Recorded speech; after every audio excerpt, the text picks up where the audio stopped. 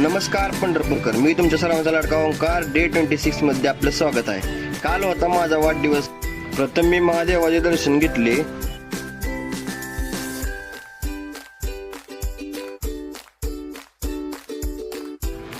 पुढे लगेच विप्रदत्त महाराजांचे दर्शन घेतले.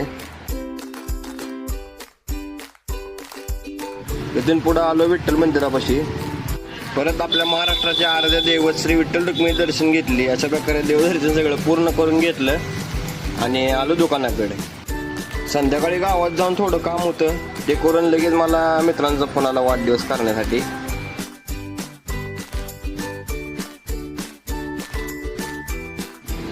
सेलिब्रेशन झाले व्यवस्थित आणि मुलांचा एकच विषय होता पार्टी द्यायचा. ते पण देऊ आपण सगळ्यांना पार्टी.